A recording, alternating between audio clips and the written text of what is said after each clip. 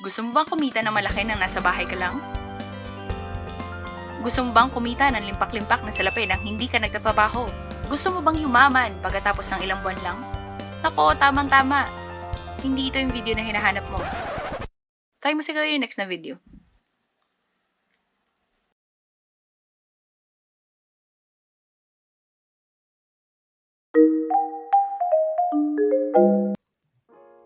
Hi guys! Welcome back to my channel. For today, magsisit down / story time muna tayo. Wala talagang planong gawin tong video na to, pero since highly requested siya, and when I say highly requested, ibig sabihin may isang nag-request sa kanya. Thank you, hi Mushi!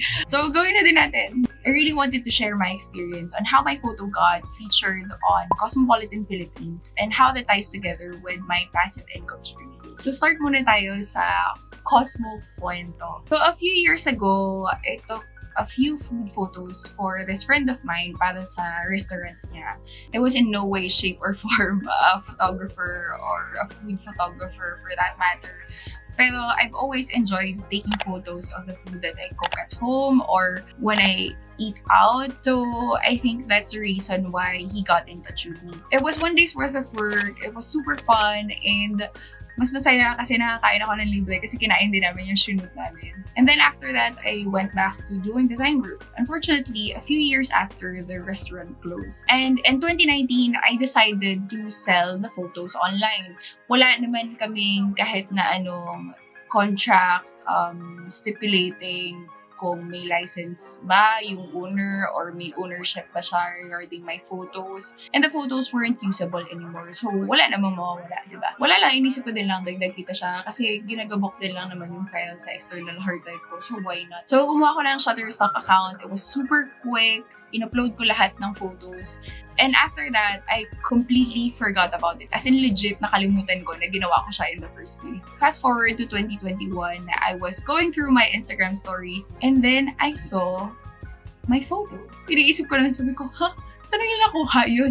And then when I opened the link for the article, dun ko lang na-realize na nakuha pala nila yun sa Shutterstock. Tapos dun ko lang naalala na may Shutterstock account nga pala ako.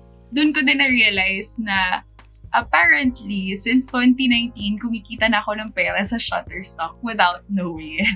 Buti na din lang naalala ko pa yung password ko. Kundi, sayang yung pera.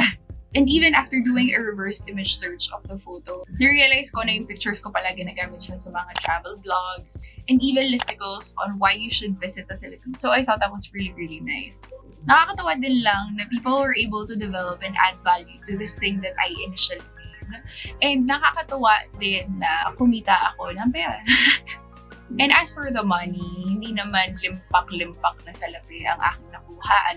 For transparency, babasahin ko din lang kung magkano yung kinita ko na total from Shutterstock since selling noong 2019 until now na 2021. So, ang kinita ko from Shutterstock is $40.28 from having a total of 126 downloads. This is from the 13 photos that I uploaded that time. And this converts to 1,956 pesos. For a few years of selling on Shutterstock, nagigets ko naman na it doesn't seem like it's that much. But after uploading it, I didn't have to do anything anymore. And I just need to emphasize, these are photos that I already took. May kinita na ako sa kanya from doing freelance work. And so might as well, i-upload ko na din lang siya sa marketplace to get a bit more money. Kasi mukha tayong pera. And that's fine. So just this week, I decided to go back to my old files and upload photos from my travels, from the food that I cooked before. Inedit ko lang sila ng konti, tapos in-upload ko na din sila sa Shutterstock. And then, ang ginagawa ko na din lang, whenever we cook food at home, I take 5 minutes to take photos of that food. And at the end of the day, ang ginagawa ko, in-edit ko siya ng konti, tapos in-upload ko na din siya sa marketplaces. So if ever you're interested, go upload your photos on Shutterstock. And a friend of mine also recommended IM. I think that's how you pronounce it. I'll link it down below. Wow, I'll link it down below. Just try it out. Wala namang mawawala. What I'm trying to say with this is you don't have to be a professional photographer for you to be able to sell photographs online. You only need to be aware of the existing skills that you have and explore options on how you can utilize them. So I honestly think na yung passive income, it's perfect for creatives. Whether you're an illustrator, a writer, a designer, a photographer, even a singer, etc. etc. Kung ano pa yung ibang creative endeavors dyan. Hindi totoo ang idea na walang pera sa art. At the same time, I think some creatives think na if they monetize their art, it means they're selling out. And hindi din totoo yun. Making money gives you the financial, the mental, the physical freedom to make more art. For some context, I myself am a freelance graphic designer and illustrator. And I find myself being more creative if I don't have to worry if makakapagbayad ba ako ng rent ko next month or makakain ba ako sa following na buwan. And napagdaanan ko na din kasi yung lahat, and it's not a fun experience. I do not recommend it. Being a freelancer has so many ups and downs, and sometimes you'll experience weeks, sometimes months where you don't have clients. So ever since 2018, I've tried to explore ways on how I could monetize my creativity, and I failed. Like, I failed a lot. I knew nothing about how to market products, and it's only this month talaga that I realized the real value of passive income. So since nakwento ko na naman yung experience ko on Shutterstock, let me share my experience naman in terms of creative market.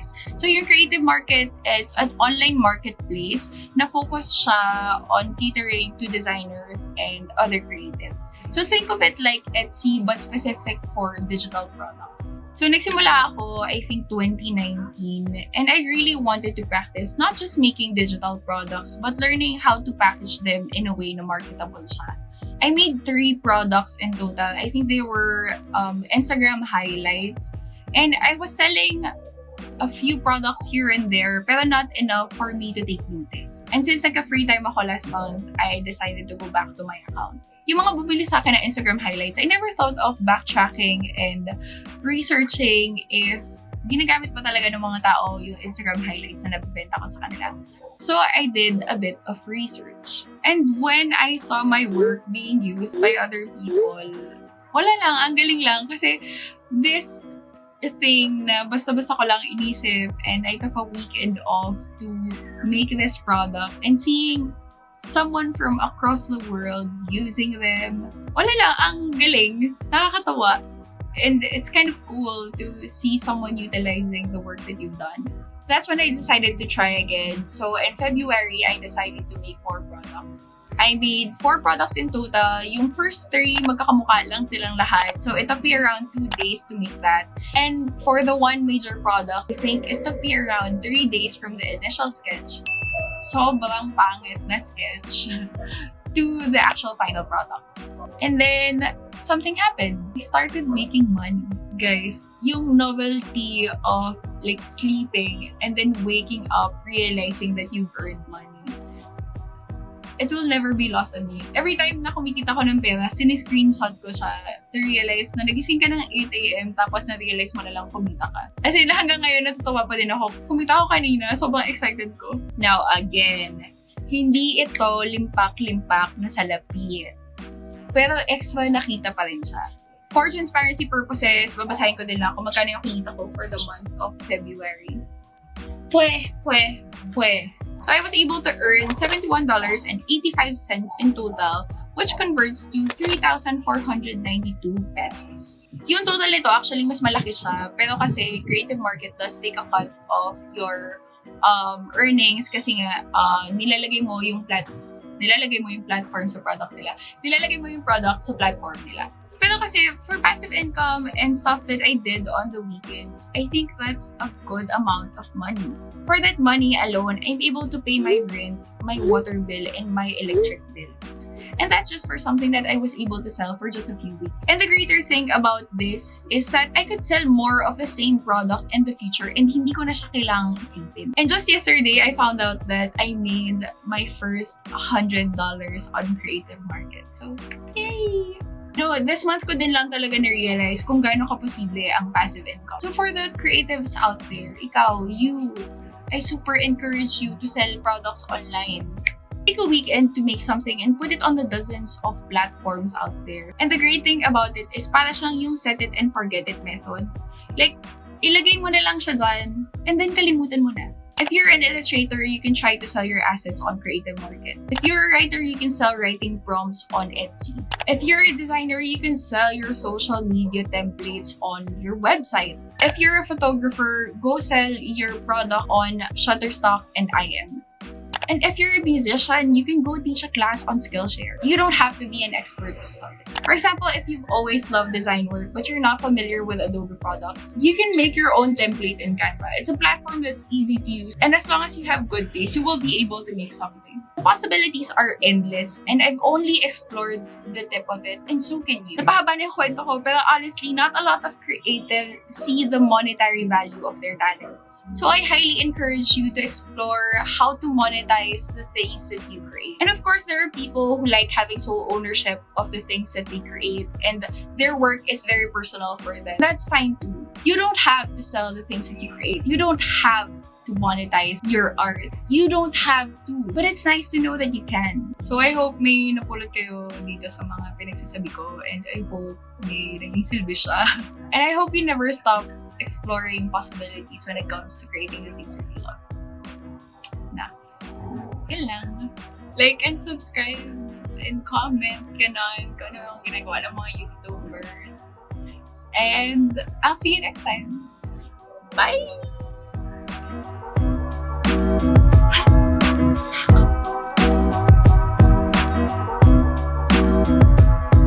Shoutout din lang sa tigyan ko. Wala lang, feature ko lang.